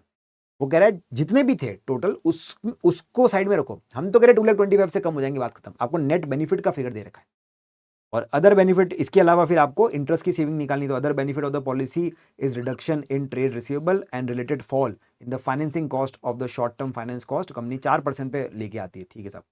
अब 70% के जो कस्टमर जो डिस्काउंट लेंगे, डिस्काउंट हम दे रहे हैं 30 दिन के अंदर, और बचे हुए जो है वो तो 60 दिन में पे करेंगे, तो मतलब बचे हुए 30% 60 दिन में पे करेंगे, तो आप दोनों का एवरेज रिसीवेबल निकाल दो, 70% पर 30 डेज के हिसाब से, 30% के ऊपर 60 डेज के हिसाब से आपका ये रिसीवेबल का बैलेंस आ गया। पहले जो पुराना आपका रिसीवेबल का बैलेंस था वो 7,50,000 का था, 7.5 मिलियन का था। अब आपका रिसीवेबल का बैलेंस जो है 4,875 का हो चुका है। पुराने वाले पे जो इंटरेस्ट का खर्चा हो रहा था, नए वाले पे जो इंटरेस्ट का खर्चा हो रहा है, उसके हिसाब से आप सेविंग निकाल सकते हो, ठीक है। और उनको फिर आप कंपेयर कर सकते हो, जो नेट सेविंग आपकी आएगी वो 1,05,000 की आएगी। अब इसको ही कैलकुलेट करने के अलग तरीके हमने क्लास में भी डिस्कस करे हैं, वो भी इन्होंने बता रखे हैं। एक तरीका ये भी कह रहे हैं कि भाई आप क्या करो कि आपको पता है कि पहले लोग 60 दिन में पेमेंट कर रहे थे, अब 30% लोग तो 60 दिन में पेमेंट करेंगे, बट 70% लोग 30 डेज में पेमेंट करेंगे, तो एवरेज रिसीवेबल का डेज आपका एवरेज डेज निकाल दिया। उसके हिसाब से आपने एवरेज रिसीवेबल का बैलेंस निकाला, अब इस पे इंटरेस्ट की सेविंग निकाल दो तो वो भी 1,05,000 ही आएगी, उससे कोई फर्क नहीं पड़ेगा, कैलकुलेट करने का अलग तरीके। अब मैंने कंपेयर कर दिया तो डिस्काउंट देने का खर्चा, बदले में बेड डेट का रिडक्शन और फाइनेंस कॉस्ट की सेविंग 3,30,000 हो रही है, स्टिल मेरा 63,750 का एक्स्ट्रा कॉस्ट है, तो मतलब मुझे डिस्काउंट नहीं देना चाहिए। अब ये ध्यान रखना, एग्जाम के अंदर जब ये कैलकुलेशन होती है ना, तो ये एक रूल फॉलो करते हैं एसीसीए वाले, ओन फिगर रूल। ये रूल बहुत इंपॉर्टेंट है, मतलब आपने अगर कोई चीज गलत कैलकुलेट करी तो उसका पेनलाइजेशन आपके ऊपर एक ही बार होगा। तो मान लो कि अगर इस आंसर के 1 मार्क्स हैं क्वेश्चन में, अब ये आंसर आपका गलत आ रहा है, क्यों? क्योंकि आपने मान लो फाइनेंस कॉस्ट गलत कैलकुलेट करी थी, तो ऐसा उस एसीसीए फाइनेंस कॉस्ट की गलत कैलकुलेशन का मार्क्स पहले ही काट देगा, लेकिन इस फाइनल आंसर का मार्क्स आपको फिर भी देगा। ये ओन फिगर रूल होता है कि हम गलत आंसर का मार्क्स जो है वो 2 बार नहीं काटेंगे, वो एक ही बार काटेंगे। आपको पेनलाइज एक ही बार किया जाएगा, मल्टीपल टाइम नहीं किया जाएगा। लोग कहते हैं इसी से मार्क्स नहीं देता, इसी से मार्क्स बांटता है दोस्त। आप रूल पढ़ के तो देखो, ठीक है ना? तो इसके अलावा भी और भी लॉजिकल अप्रोच आपके पास में हो सकती है, आप फॉलो कर सकते हो। जैसे एक ही होती है current cost versus revise cost को कंपेयर करना, उसमें भी आंसर तो सेम आएगा। अलग अलग अप्रोचेस हमने भी क्लास में देखी हैं, अलग अलग तरीके से हमने भी सॉल्यूशन करा है। जो अप्रोच आपको ठीक लगे आप उससे सॉल्व कर सकते हो। ये तो चलो बेसिक क्वेश्चन था। अब इसमें सेकंड अप्रोच ये है कि अब आपको फैक्टर के ऑफर को कंपेयर करना है। उसके लिए 5 मार्क्स ऑफर कर रहे हैं वो आपको। तो डिस्काउंट वाले के लिए 4 दिए, 5 मार्क्स दे रहे हो फैक्टर के ऑफर को। फैक्टर का ऑफर कंपेयर करना है, तो फैक्टर क्या करेगा भाई? फैक्टर आपको एक तो एडवांस दे सकता है कुछ पैसा, उसके बदले में वो फीस चार्ज कर सकता है, बट बेड डेट वगैरह की सेविंग आपके पास हो सकती है और इंटरेस्ट वगैरह की थोड़ी बहुत सेविंग वगैरह हो सकती है। एडमिनिस्ट्रेटिव कॉस्ट की सेविंग वगैरह भी हो सकती है। तो जो दे रखा हो क्वेश्चन में उसके हिसाब से आपको सॉल्यूशन निकालना है, ठीक है? तो as with A1 above candidates need to be clear and consistent in the approach taken. यहाँ पे आपको वही प्रॉपर तरीके से कॉस्ट बेनिफिट अप्रोच निकाल के बेनिफिट निकालना है, ठीक है? For this part of the question we will firstly consider the benefit. तो ठीक है, इन्होंने बेनिफिट लेके चल रहे हैं स्ट्रक्चरली। तो पहले क्वेश्चन बोलेगा scenario is clear and the factor will reduce bad debts to 0.5% of credit sale. मतलब जितनी क्रेडिट सेल 45 मिलियन की थी उसका 0.5% हो जाएगा आपका बेड डेट रिड्यूस होकर के। तो अब आपके जो बेड डेट होंगे पहले हो रहे थे 2% के, अब होंगे 0.5% के, तो 1.5% की सेविंग होगी। तो यहां पर 6,75,000 की आपकी सेविंग होगी, 1.5% का नेट सेविंग निकल के आया। ये बेनिफिट है first of all bed date में जो फायदा हुआ, ठीक है?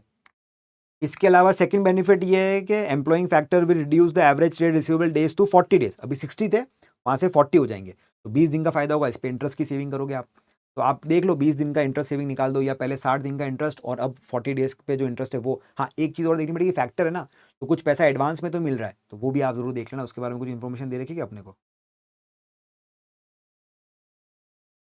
एनुअल फी है 1.5% ऑफ क्रेडिट सेल की, तो 45 मिलियन के 1.5 के हिसाब से 6,75,000 का ये खर्चा भी। अच्छा, तो जितना बेनिफिट मिल रहा है आपको बेड डेट के अंदर सेविंग हो रही है, वो तो पूरी की पूरी ऑफसेट हो गई आपकी annual fee of credit cell से, ठीक है? अब अगर इंटरेस्ट में फायदा हो रहा है तो आपके लिए बेनिफिट है ये तो। और इसके अलावा एक और कॉस्ट जो है उन्होंने बोल रखी है कि आपको ये 80% of the value of trade receivable आपको वो एडवांस देगा एट एन इंटरेस्ट ऑफ 5%। तो 80% of value of trade receivable तो वो आपको एडवांस दे देगा। जो 40 डेज के हिसाब से जो ये रिसीवेबल आएंगे आपके, इसमें से 80% पर तो वो आपसे 5% का ब्याज लेगा, बचे हुए 20% पर आप 4% का ही ब्याज देते रहोगे। और अभी आप 60 दिन के रिसीवेबल के ऊपर पूरी तरीके से 4% से ब्याज देते थे। एट प्रेजेंट आपके जो 7.5 मिलियन के 60 डेज के जो रिसीव आपका 60 डेज का जो रिसीवेबल का बैलेंस है आउटस्टैंडिंग, उस पर आप 4% का ब्याज दे रहे थे। अब क्या होगा, अब रिसीवेबल हो जाएंगे 40 डेज के, तो आपका रिसीवेबल का जो बैलेंस आएगा नया वाला वो आएगा 5 मिलियन का। 40 डेज के हिसाब से आपने कैलकुलेट करा, अब आएगा 5 का। लेकिन इस 5 मिलियन के 2 टुकड़े होंगे। 5 मिलियन का 80% तो फैक्टर आपको एडवांस दे देगा, और 20% जो है वो आप नॉर्मल 4% पे फाइनेंस करते रहोगे। 80% पर वो आपसे 5% का ब्याज चार्ज करेगा। तो नेट सेविंग वगैरह यहाँ पे आपको निकालनी पड़ेगी, क्या होगी? तो आप पहले 7,50,000 के ऊपर 7.5 मिलियन के रिसीवेबल के ऊपर 4% से 3 लाख का ब्याज दे रहे थे, और अब कितना ब्याज दोगे? तो अब 5 लाख के रिसीवेबल होंगे, इसमें से 5 मिलियन के, इसमें से 80% मतलब 4 मिलियन पर आप 5% का ब्याज दोगे, तो 2 लाख का ब्याज तो यहाँ दोगे, और बचे हुए 20% मतलब 1 मिलियन के ऊपर आप 4% से 40,000 का ब्याज दोगे, तो न्यू कॉस्ट 2,40,000 आएगी, और ओल्ड कॉस्ट 3 लाख की थी, तो 60,000 की सेविंग है। तो हमारा खर्चा हो रहा है फैक्टर की फीस का, वो तो बेड डेट के सेविंग से ऑफसेट हो गया। 60,000 का मुझे फायदा यहाँ हो रहा है, तो इस अप्रोच में 60,000 की सेविंग हो रही है। ये अप्रोच मेरे काम की होगी। इसके अंदर मेरी 60,000 की देखो यहाँ पे सेविंग हो रही है। तो भई आपको एग्ज़ाम में अप्रोच से चलना है सही से, ठीक है? अगर सही से आपने सारी चीज़ें कैलकुलेट करी तो आपका काम हो जाएगा, आपको आंसर सही से मिल जाएगा। अगर आपने सही अप्रोच फ़ॉलो नहीं करी तो फिर दिक्कत हो जाएगी। इस टाइप के अपन ने बहुत सारे क्वेश्चन क्लास में करे हैं। इस क्वेश्चन को भी आप चाहो तो प्रैक्टिस करने के लिए वापस से एक बार देख सकते हो। अब इसको कैलकुलेट करने का उन्होंने एक तरीका ये भी दिया कि आप करंट कॉस्ट और रिवाइज़ कॉस्ट को कंपेयर करके निकालो तो भी 60,000 का बेनिफिट आएगा। करंटली वही 3 लाख का करंट इंटरेस्ट देते हो और 9 लाख के बेटे देते हो, 12 लाख का खर्चा हो रहा है। रिवाइज क्या होगा कि वही 5 मिलियन की 80% पर 5% का ब्याज और बचे हुए 20% पर 4% का 2,40,000 का ब्याज लगेगा। रिवाइज बेड डेट अब सिर्फ 2,25,000 के होंगे, 1.5% की सेविंग हो जाएगी। लेकिन इसके बदले में फैक्टर आपसे 4 लेगा, तो अब करंट खर्चा जो होगा टोटल वो होगा 11,40,000 का या 1.14 मिलियन का। स्टिल 60,000 की सेविंग। तो अब ये एक अप्रोच तो ये है, एक अपनी सीधी बेनिफिट वाली अप्रोच है। अच्छा, बेनिफिट वाली अप्रोच में इन्होंने क्या करा, अच्छा इन्होंने इंटरेस्ट को 2 पार्ट में लिखा। कोई नहीं, अपन डायरेक्ट 6,7 की सेविंग लिखेंगे, अपन तो कोई दिक्कत नहीं। अपन तो ऐसे लिखेंगे भाई फैक्टर की फीस है 6,75,000, ठीक है? तो खर्चा हो रहा है 6,75,000 का, बेड डेट का रिडक्शन है 6,75,000 का और सेविंग्स हो रही है फाइनेंस कॉस्ट में 60,000 की। तो नेट 60,000 की सेविंग हो जाएगी। अपन इस तरीके से लिखेंगे तो भी काम हो जाएगा, कोई दिक्कत नहीं। आंसर तो सही आ रहा है साहब, आंसर से मतलब है, आंसर सही आ रहा है तो फिर कोई दिक्कत नहीं है। अलग अलग अप्रोच पे पूरे मार्क्स मिलते हैं। वो ये भी कह रहे हैं, ये चीज़ भी लिखी है उन्होंने यहाँ पे कि भाई अलग अलग तरीके से आप कैलकुलेट कर सकते हो, उसमें कोई दिक्कत नहीं। अगर आपने सही आंसर निकाला है तो आपको सही मार्क्स मिलेंगे, ठीक है ना साहब? आपकी बस अप्रोच सही होनी चाहिए। लास्ट आपको 1 मार्क्स का क्या दे रहा है ये, advice which proposal is financially preferable, तो जिसमें फायदा हो रहा है उसको, ठीक है ना? तो यहाँ पर आपको ऑब्वियस सी बात है, हमें दिख रहा है कि भाई फैक्टर बेटर है, फैक्टर वाला अप्रोचल आपको देना पड़ेगा। इसमें भी देखो ओएफआर बेसिस पे काम हो रहा है, ओन फिगर रूल है। तो मान लो किसी बच्चे का ऐसा हुआ कि कैलकुलेशन मिस्टेक थी और उसके फायदा इधर फैक्टर की जगह डिस्काउंट वाले केस में आ रहा है और उसने उस बेसिस पे एडवाइस दी डिस्काउंट की, तो भी 1 मार्क्स मिलेंगे। आपको एक गलती की डबल पेनलाइजेशन नहीं होती है यहाँ पे। अब अगर आपने पहले जो आपने कैलकुलेशन करी, वो कैलकुलेशन अगर आपके हिसाब से आपने करी, उसमें जो भी गलतियां थी उसके मार्क्स पहले कट गए। अब अगर आपने उसके हिसाब से फाइनल आंसर में मान लो आपने दे दिया अर्ली सेटलमेंट डिस्काउंट, तो भी आपको उसके पूरे मार्क्स मिलेंगे, ठीक है ना? तो ये ऐसे मार्क्स एसीसीए देता है एग्जाम के अंदर, ऐसे दो चार मार्क्स तो फ्री में दे देता है वो सेक्शन सी के अंदर। तो आपको ये समझना पड़ेगा कि अगर आप सही ढंग से कैलकुलेशन कर रहे हो, कुछ गलती हो भी जाएगी तो भी एक बार ही पेनल्टी लगेगी, मल्टीपल टाइम नहीं लगेगी। अब इसी क्वेश्चन का एक और रिक्वायरमेंट, तो 10 मार्क्स की रिक्वायरमेंट हो गई। एक और रिक्वायरमेंट थी 6 मार्क्स की, जहां उसने बोला था 3 बेनिफिट बताओ सेंट्रल ट्रेजरी मैनेजमेंट के। अब देखो यहाँ पे दिक्कत क्या है, डिस्कस बोला है, 3 बेनिफिट और 6 मार्क्स है। इतना तो मुझे सामने पता पड़ रहा है कि छोटे छोटे आंसर से काम नहीं चलेगा, हर एक पॉइंट पर मुझे ब्रीफ डिटेल, एटलीस्ट डिटेल देनी पड़ेगी। अब अलग अलग बेनिफिट्स हैं, हमने पूरी क्लास में नोट्स में लिखे हुए हैं, तो आप उनको पढ़ सकते हो। यहाँ पर देखो डिस्कस का मतलब क्या, ये भी आपको समझना चाहिए।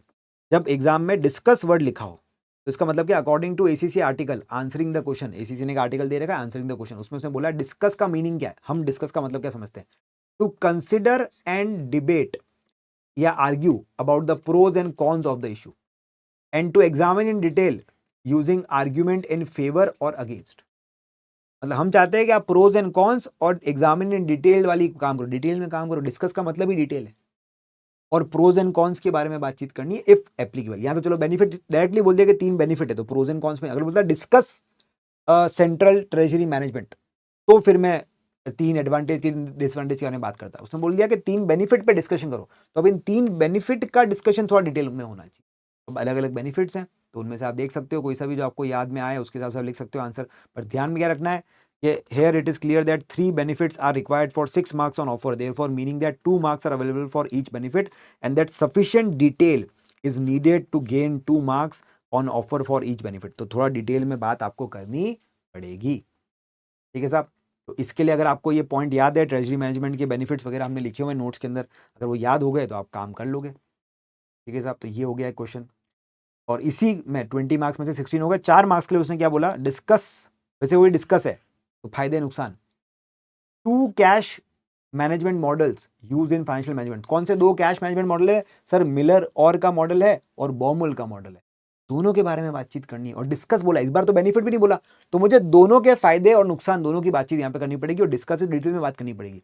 तो बॉमुल के लिए क्या बोल सकते हो भाई, वो हमारे इकोनॉमिक ऑर्डर क्वांटिटी के मॉडल को रिवैम करके कैश के लिए आपको जो फिक्स्ड ट्रांजैक्शन अमाउंट है, ऑप्टिमल ट्रांजैक्शन अमाउंट है, वो निकाल के देता है। बट बॉमुल की दिक्कत क्या है कि वो ये मानता है कि जो आपकी कैश नीड है वो प्रिडिक्टेबल है, इवन है, नोन है, विच इज नॉट ट्रू। वहीं पे मिलर और आता है, वो अनप्रिडिक्टेबल कैश फ्लो में काम करता है। कैसे काम करता है? वो आपको बताता है कि आप कितना अमाउंट, आपके लिए वो 3 पॉइंट कैलकुलेट करता है, लोअर लिमिट, अपर लिमिट और रिटर्न पॉइंट। अगर आपका cash inflow higher limit, upper limit को पहुंच जाएगा, तो आप उतना अमाउंट शॉर्ट टर्म इन्वेस्टमेंट में इन्वेस्ट कर लोगे, जिससे आप रिटर्न पॉइंट पे वापस आ जाओ। और जब आपका कैश फ्लो लोअर लिमिट तक पहुंच जाए, तो आप अपनी शॉर्ट टर्म इन्वेस्टमेंट को सेल करके वापस से रिटर्न पॉइंट तक आ जाओ। तो ये कैश लिक्विडिटी को अनप्रिडिक्टेबल वे में हेल्प करता है। तो ये कुछ फायदे नुकसान है, दोनों के बारे में आप समझा सकते हो जितना आपको ध्यान में रहे। 2 मार्क्स का है, तो मतलब 2-2 मार्क्स से लिखने हैं, तो 4 मार्क्स से तो बहुत डिटेल में नहीं जाएंगे, मतलब पिछले क्वेश्चन जितना डिटेल में नहीं जाएंगे, लेकिन एटलीस्ट थोड़ा बहुत तो लिख के आएंगे, ठीक है ना? तो वही देखो, डिस्कशन दे रखा है और 2 पॉइंट है, 2 कैश मॉडल्स हैं 4 मार्क्स के लिए। तो दोनों के लिए दो जो मॉडल है आपके, बॉमल और मिलर, दोनों के लिए आपको 2-2 मार्क्स मिलेंगे फॉर ईच। ठीक है, it is not sufficient for candidates to simply repeat information already provided in formula. अच्छा, बस लोग ये भी करते हैं, क्योंकि आपको फॉर्मूला तो दे रखा होता है, ठीक है, मिलर और के लिए रिटर्न पॉइंट का फॉर्मूला, ठीक है, स्प्रेड वगैरह का फॉर्मूला आपको दे रखा होता है, ठीक है, रिटर्न पॉइंट का तो नहीं, मतलब स्प्रेड का फॉर्मूला अपने पास में होता है, ठीक है। तो वो फॉर्मूला लिखने से मार्क्स नहीं मिलेंगे। मिलर और के लिए आपके पास में ईओक्यू का फॉर्मूला होता है, तो वो लिखने के पैसे नहीं मिलेंगे आपको। एक्चुअली में सही से समझाना पड़ेगा। जैसे बॉमल मॉडल के लिए लिख रहे हैं कि discussing how EOQ could be used to find the optimum amount of cash to raise from short term securities would be creditworthy, as would a developed discussion about the need for the demand for cash, other variables to be constant for the model to work। वही यहाँ पे हम ये मानते हैं कि भाई आपकी जो कैश की डिमांड है वो नोन है, कांस्टेंट है, इवन ट्रांजेक्शन कॉस्ट कांस्टेंट है, ठीक है ना? तो वो सारी चीज़ों के बारे में आपको लिखना पड़ेगा। For Miller Orr model discussing how the use of upper limit, lower limit and return point can be use to prevent holding too little or too much cash. वो ये भी आप लिखोगे तो अच्छी बात रहेगी। Furthermore this could be developed, क्योंकि डिस्कस बोला ना, into a discussion of how this is done by buying short-term securities when the cash balance reaches upper limit in order to return the balance to the return point, or alternatively when the cash balance reaches the lower limit selling short-term securities for cash to return the balance to the return point। ये समझा सकते हो आप, बिल्कुल सही बात है, ठीक है। और भी कुछ बातें अगर आपको लिखनी है, जैसे मिलर और मॉडल थोड़ा ज़्यादा प्रैक्टिकल है, क्योंकि बॉमल मॉडल जो है वो अनप्रेडिक्टेबल कैश फ्लोज में काम नहीं करता। मिलर और मॉडल अनप्रेडिक्टेबल कैश फ्लोज में काम करता है, ये अच्छी बात है। अब एसीसीए को क्या लगा कि भाई काफ़ी सारे बच्चों ने जो आंसर दिए वो बहुत छोटे थे, ठीक है, and could only score 1 potential mark in each model. तो 4 में से 2 ही मिल पाया बच्चों को मैक्सिमम मार्क्स। अब ये या तो टाइम प्रेशर की वजह से हो सकता है, क्योंकि नॉर्मली ये सेक्शन सी का क्वेश्चन आप लास्ट में करते हो, सेक्शन इसमें भी क्वेश्चन 1 का आखिरी पॉइंट है ये, तो टाइम का प्रेशर या लैक ऑफ नॉलेज की वजह से हो सकता है। तो यहाँ पे हम कहते हैं कि there was evidence to suggest that a lot of student candidates had not studied this syllabus area. तो याद रखना, all areas of syllabus are examinable, और इससे पता पड़ता है कहीं से भी कैसे भी क्वेश्चन आ सकते हैं। तो सब पढ़ने, सबका वेटेज बराबर मान के चलना है, सबको बराबर इंपॉर्टेंस देके चलना है। अब जो नेक्स्ट क्वेश्चन आया था, मीन कंपनी का आया था। ये क्वेश्चन इन्होंने पूछा from the syllabus area business finance. इसमें कॉस्ट ऑफ कैपिटल और कैपिटल स्ट्रक्चर थ्योरीज को लेकर के क्वेश्चन आए थे यहाँ।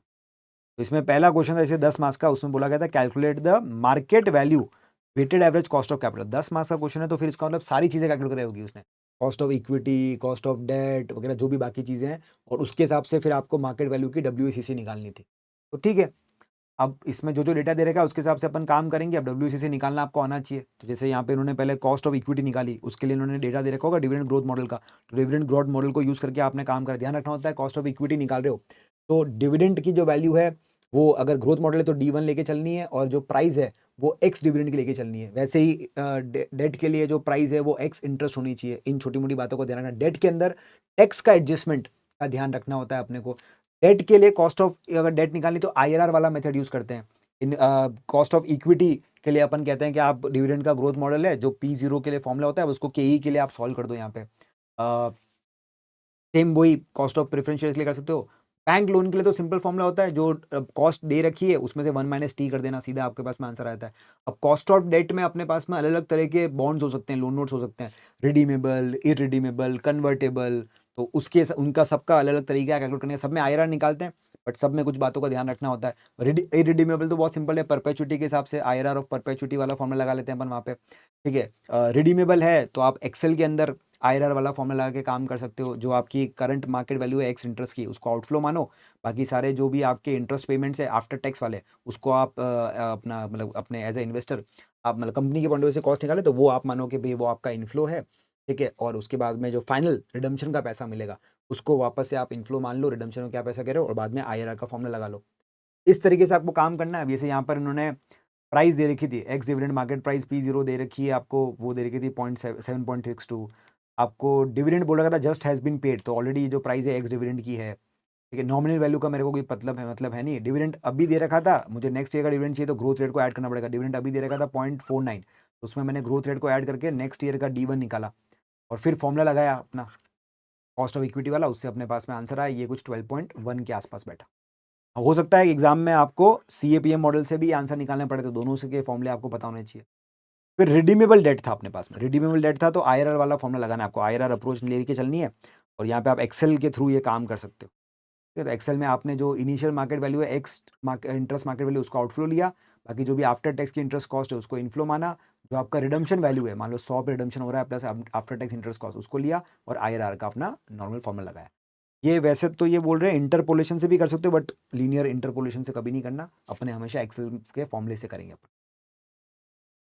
ये भी कह रहे हैं देखो, it is much easier and quicker to calculate IRR using Excel. ठीक है, अब इसमें भी कुछ बच्चों ने गलती करी, इसमें बच्चों ने कूपन रेट ले ली, 7% को ही कॉस्ट ऑफ डेट मान लिया, IRR को सही से नहीं निकाला, टैक्स को एडजस्ट नहीं करा, तो ये बातें आपने बच्चों ने सही नहीं करी, तो इनको ध्यान रखना पड़ेगा। यहाँ पे वो कह भी रहे, candidate should be prepared to calculate cost of debt for different forms of borrowing including irredeemable bonds, redeemable bonds, convertible bonds, क्योंकि सब तरह के क्वेश्चन एग्जाम में आते हैं और कहीं से भी आ सकते हैं। ये तो बोल भी रहे हैं कि यू शुड बी प्रिपेयर्ड, तो प्रिपेयर्ड मतलब कहीं से भी क्वेश्चन आ सकता है एग्जाम में, तो अपने को ध्यान रखना है भाई कहीं से भी क्वेश्चन आएगा, अपने को सब तरह की कैलकुलेशन आनी चाहिए। ठीक है, नेक्स्ट अपने को दे रखा है भाई कॉस्ट ऑफ डेट में बैंक लोन। बैंक लोन तो बहुत सिंपल है, KD1 × 1 - T। ठीक है ना, जो डेट आपको इंटरेस्ट रेट दे रही है उसमें से 1 - T कर लो। आपको इंटरेस्ट रेट दे रही थी 8.5 की, टैक्स रेट 20% की थी, तो 1 - T करके 6.8 की वैल्यू आ गई। अब आपने निकाल दी मार्केट वैल्यूज, जो भी अलग अलग मार्केट वैल्यूज हैं। तो इक्विटी के लिए आपको जो शेयर प्राइस है आपकी एक्स डिविडेंड शेयर प्राइस, उसको नंबर ऑफ शेयर से मल्टीप्लाई करा, ये आ गई आपकी इक्विटी की प्राइस। लोन नोट के लिए जो मार्केट वैल्यू दे रखी है 94.59, उसको नंबर ऑफ लोन नोट से मल्टीप्लाई करा, ये इसकी मार्केट वैल्यू आ गई। बैंक लोन की वैल्यू तो एवरेज लेके चलते हैं, टोटल वैल्यू आ गई आपकी ये। अब आपने WACC कैलकुलेट कर लिया। WACC अपन टेबल फॉर्मेट में भी कर सकते हैं, जैसे अपने क्लास वगैरह में भी करा है कि आपकी जो भी कॉस्ट है, जो भी वेट है, उन दोनों का आपस में मल्टीप्लाई करके आप वेटेड एवरेज वाला फॉर्मूला लगा सकते हो। है ना, तो KE अपने पास में आ गई थी, KD आ गई थी अपने पास में, बैंक लोन भी था। सबके आपने यहाँ पे वैल्यूज़ को लिखा, उनकी वेट को, मार्केट वैल्यू के वेट को मल्टीप्लाई करा। यहाँ पर आपके पास में समीशन W आ जाएगा, यहाँ पे आपके पास में समीशन WX आ जाएगा। इन दोनों को आपस में डिवाइड करके भी आप वेटेड एवरेज निकाल सकते हो। फॉर्मूला चाहो तो फॉर्मूला भी लगा सकते हो, जैसे आपकी इच्छा। तो ये तो चलो ठीक है। कॉमन एरर यहाँ पर ही बच्चों से हुआ कि बच्चों ने मार्केट वैल्यू की जगह बुक वैल्यू ले लिया। अपन तो कहते हैं मार्केट वैल्यू बेटर है, मार्केट वैल्यू को ही लेके चलना है। ठीक है, और failing to weight cost correctly, या फिर कैलकुलेट ही सही से नहीं कर पाए, आपने एवरेज कॉस्ट निकाल दी रेदर देन WACC। ओह, बच्चों ने ये भी करा है कि एवरेज कॉस्ट ही निकाल दी, तीनों का एवरेज कर दिया, तीनों कॉस्ट का नॉर्मल एवरेज कर दिया। नॉर्मल एवरेज नहीं, वेटेड एवरेज करना है आपको, नाम ही WACC है, weighted average cost of capital. तो वो ये कि ये सारी चीजें में गलती होती हैं, इनका ध्यान रखना है। इसके अलावा एक 10 मार्क्स का, ये तो पूरा 10 मार्क्स का क्वेश्चन था, जो सेकंड पार्ट था वो भी पूरे 10 मार्क्स का आया। और क्या आया, critically discuss the relationship between capital structure and weighted average cost of capital, referring where necessary to the relevant theories and concept. Capital structure की थ्योरीज पे 10 मार्क्स का क्वेश्चन आ गया सलंग। सोचो एग्जाम में जाओ और कैपिटल स्ट्रक्चर थ्योरीज पे 10 marks का लिखने को आ जाए, और क्रिटिकली, देखो नाम भी बोल दिया, डिस्कस नहीं करना है, क्रिटिकली डिस्कस करना है। तो अब तीनों थ्योरीज, ट्रेडिशनल व्यू की थ्योरी, मोदी गिलानी मिलर का की दोनों अप्रोच, उनके ऊपर आपको डिटेल में बात करनी पड़ेगी। तो यहां पर सबसे पहले तो मुझे ये पता होना चाहिए कि कैपिटल स्ट्रक्चर थ्योरीज कौन सी है, फिर हर थ्योरी का क्या कहना है। तो ट्रेडिशनल थ्योरी कहती है कि भाई इनिशियल लेवल पे जब आप डेट को इंट्रोड्यूस करते हो, क्योंकि आपको टैक्स का बेनिफिट मिलता है तो कॉस्ट ऑफ डेट कम होती है, तो initial low level of debt पर आपकी कॉस्ट, जो आपकी ओवरऑल WACC है वो गिरनी स्टार्ट होती है। बट एक लेवल ऐसा आता है जब कॉस्ट ऑफ डेट इतना बढ़ जाता है कि अब KE जो है उसका इंक्रीज नॉर्मल से थोड़ा ज़्यादा होता है, तो अब WACC बढ़ना स्टार्ट होता है। और फिर जैसे जैसे डेट और बढ़ाओगे तो अब फाइनेंशियल डिस्ट्रेस रिस्क आना स्टार्ट हो जाएगा, तो उसकी वजह से KD भी बहुत बढ़ेगी, तो WACC और ज़्यादा बढ़ जाएगी। या हम कहते हैं कि एक ऑप्टिमम लेवल है जहाँ पर आपकी WACC मिनिमम हो सकती है, वहाँ पे वैल्यू ऑफ फर्म मैक्सिमम हो सकती है। ट्रेडिशनल व्यू कहती है कि इस ऑप्टिमम लेवल को फाइंड करना मैथमेटिकली तो हम नहीं बना सकते, बट इटरेटिव प्रोसेस है, आप ट्रायल एंड एरर मेथड्स के थ्रू ये फाइंड कर सकते हो। मोदी गिलानी मिले कहता है ऐसा कुछ नहीं है, कोई ऑप्टिमल स्ट्रक्चर नहीं है विद टैक्स के अंदर। विदाउट टैक्स में तो वो कहता है कि कभी भी आपकी जो WCC वो चेंज होगी नहीं, क्योंकि जितना KD का फायदा होगा उतने से ही एग्जैक्टली आपकी KE बढ़ जाएगी, तो WCC में कोई चेंज होगा नहीं। और इधर टैक्स में वो बिल्कुल अपोजिट चले गए कि टैक्स के अंदर वो बोलते हैं कि हाँ KD पे बेनिफिट होगा तो उसकी वजह से WCC गिरती ही रहेगी, ठीक है ना। तो ये सारी चीजें आपको पता होनी चाहिए। तो यहाँ पे अभी बोल रहा है this question required a critical discussion of how changes in companies capital structure influence its weighted average cost of capital, drawing clearly on established theoretical perspectives. High quality answer demonstrated a clear understanding of WCC at a weighted average of cost of equity, debt, explain how gearing alter both components and overall firm value.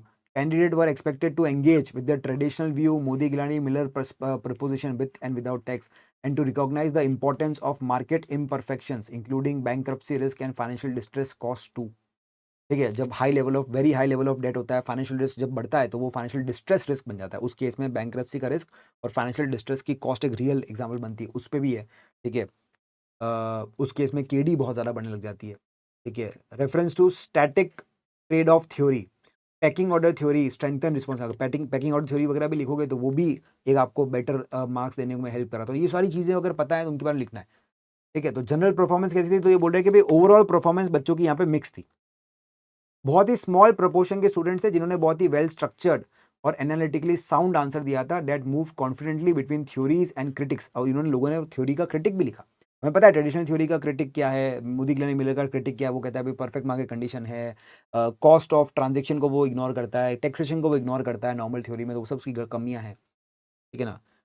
However, many responses were largely descriptive with limited critical engagement and weak structure. The clear cases, in several cases, answer focused on isolated topics such as cheapness of debt without integrating them into the broader discussion of WCC and capital structure theories. अच्छा, बच्चों ने ये लिखा होगा कि date जो है वो चीपर सोर्स होता है तो उससे WCC कम होती है, बट इतना काफ़ी नहीं, आपको उसको बताना पड़ेगा कि वो चीपर सोर्स है तो उससे क्या फ़ायदा क्या नुकसान होगा। पैकिंग ऑर्डर थ्योरी में भी उसको आप लिंक कर सकते हो। ठीक है, अब अच्छे आंसर्स में क्या अच्छी चीज़ें थी, तो ये भी देखो पढ़ने से आपको पता पड़ता है कि जिन लोगों ने बड़े आंसर अच्छे लिखे हैं उन्होंने क्या चीज़ सही करी, ताकि मैं भी उस चीज़ को अगली बार ध्यान रखूँ जब मेरे सामने भी इस टाइप का क्वेश्चन आए। तो stronger scripts typically begin with a brief introduction of capital structure and WCC before progressing logically through the main theoretical perspectives. These candidates correctly explained the traditional view, noting that WCC initially falls as the low cost of debt is introduced, reaching a maximum at the optimal gearing level, and then rises as financial risk and bankruptcy concerns become more pronounced. Modi Giladi Miller's first proposition was generally well handled in these answers also, with candidates recognizing that under perfect market assumption, WCC remains constant as gearing increases, where taxation was introduced. Stronger candidates identified that the tax shield on the debt and explained why this lead to a declining WCC in Modi Gilani's second proposition. ये हमने पढ़ रखा है class में भी, इसके बारे में हमने थ्योरी वगैरह पढ़ रखी है। मैंने कहा भी था इनकी थ्योरी अच्छे से पढ़ के जाना, क्रिटिक्स वगैरह पढ़ के जाना, एग्जाम में काफ़ी बार पूछे गए। डायरेक्ट क्वेश्चन देखो 10 मार्क्स का यहाँ पे आ ही गया। ठीक है, ये तो बहुत ही कॉमन टॉपिक है जो इनको बहुत ज़्यादा पसंद है। ठीक है, कैपिटल स्ट्रक्चर थ्योरीज को लेकर के। ठीक है, डिविडेंड थ्योरीज और कैपिटल स्ट्रक्चर थ्योरीज ये दो बहुत ही ज़्यादा पसंद है। ठीक है, और अपनी वर्किंग कैपिटल मैनेजमेंट को लेकर के जो अपने पास में कंजर्वेटिव अप्रोच, मैचिंग अप्रोच और एग्रेसिव अप्रोच है, वो भी बहुत पसंद है। तो दो तो अपने को दिख ही गए इसमें ही। While also acknowledging the unrealistic implication of the near total debt financing. हाँ, ये भी है, ये तो कहता है इसमें कि जितना हो सके उतना डेट ले लो, 99.9% पर टॉप गेयरिंग आपको बेस्ट गेयरिंग मिलती है, तो वो भी गलत चीज़ है। ठीक है, these answers usually concluded by recognizing that real world market imperfections constrain the theoretical benefit of high gearing. वही रियल लाइफ में भी ऐसा नहीं है, मार्केट में इम्परफेक्शन है, तो ये थ्योरीज हैं जो परफेक्ट मार्केट कंडीशन पे चलती है, ये रियल लाइफ में ट्रू होल्ड नहीं करती। ठीक है साहब। अब क्या गलती करी देखो, ये तो वो लोगों की थी जिन्होंने अच्छा आंसर लिखा, क्या गलतियां क्या करी, वीकनेस। रिकरिंग वीकनेस मतलब रिकरिंग मतलब बहुत सारे बच्चों ने ऐसा करा across the cohort was poor answer structure. Many scripts lacked clear introduction and conclusion. क्योंकि भाई देखो आपको क्रिटिकली डिस्कस करने को बोला, जब भी क्रिटिकल डिस्कशन की बात होगी हमेशा एक अच्छा इंट्रोडक्शन और एक अच्छा कंक्लूजन होना चाहिए।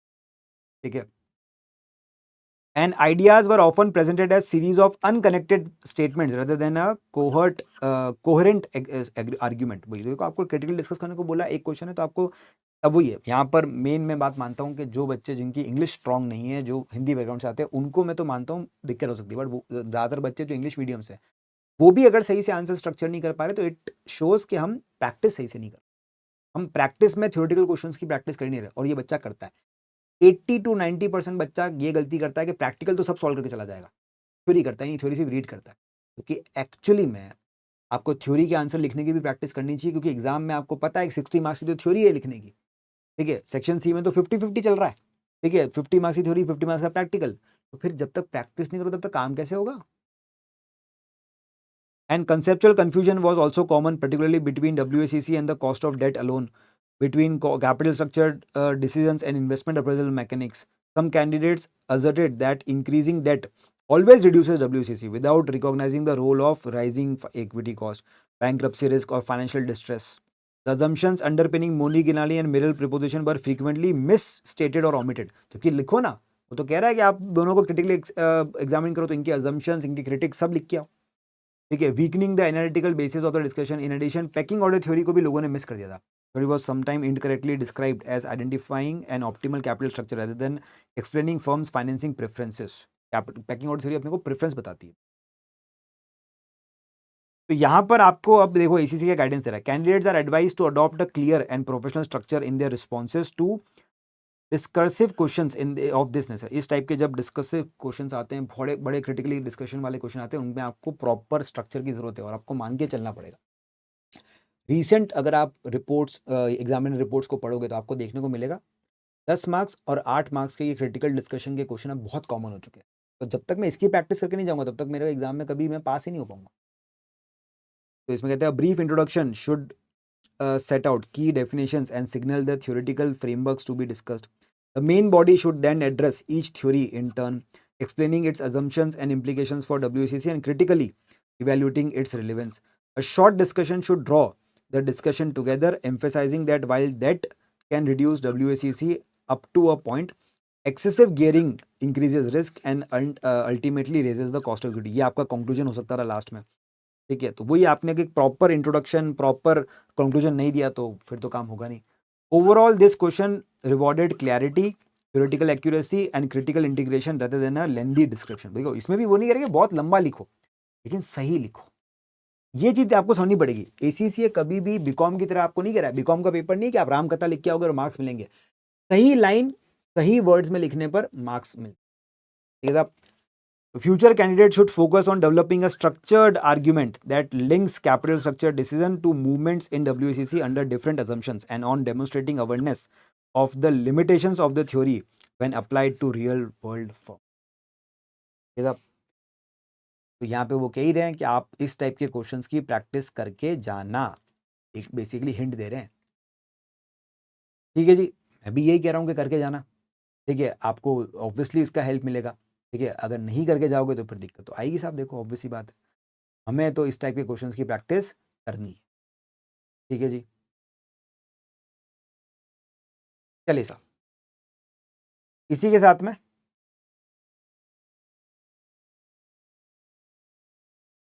हमारी एग्जामिनर रिपोर्ट का डिस्कशन होता है यहाँ पे कंप्लीट, ठीक है। अब आपके ऊपर है कि आप कैसे एग्जामिनर रिपोर्ट को स्टडी करते हो, कैसे इसमें जो क्वेश्चंस है उनको आप सॉल्व करते हो। और मैंने आपको बोला है मल्टीपल एग्जामिनर रिपोर्ट जब तक आप सॉल्व खुद नहीं करोगे तब तक आपको एग्जाम में कभी भी कॉन्फिडेंस या उतना ज़्यादा कॉन्फिडेंस आएगा ही नहीं। और आप चाहते हो एग्जाम में कॉन्फिडेंट फील करना तो आपको मल्टीपल केस स्टडीज़ को सॉल्व या मल्टीपल एग्जामिनर रिपोर्ट्स को सॉल्व करके जाना चाहिए, ठीक है साहब। चलिए, तो फिर आज की क्लास को इस सेशन को यहीं पे ओवर करते हैं। एग्जाम एंड रिपोर्ट्स को लेकर के जो मुझे आप लोगों ने डिस्कशन करना था वो मैंने आपको यहाँ पे करा है। एंड जो भी बच्चे ये वीडियो देख रहे हैं, इस अटेम्प्ट के लिए प्रिपेयर कर रहे हैं, इस एग्जाम एंड रिपोर्ट को ग्रो थ्रू करो। ऐसी ही मल्टीपल एग्जाम एंड रिपोर्ट्स को ग्रो थ्रू करो, उसमें आपको एग्जाम के क्वेश्चंस किस टाइप के क्वेश्चन एग्जाम में आए हैं उनका पक्का आइडिया लगता है, ठीक है। एंड ऑल द बेस्ट, आराम से तैयारी कीजिए। और आपके लिए एग्जाम एंड रिपोर्ट के साथ साथ में और भी बहुत सारी चीज़ें हम ऑलरेडी प्लान कर चुके हैं जिनके बारे में आपको आने वाले दिनों में इन्फॉर्मेशन मिलेगी। प्री मॉक्स, मैराथन्स वगैरह सब कुछ होगी, तो उनको भी आप देखिए और अपने एग्जाम की प्रिपरेशन को और बेटर बताएंगे। चलिए बच्चों, थैंक यू सो मच, मिलते हैं आपसे नेक्स्ट वीडियो के अंदर।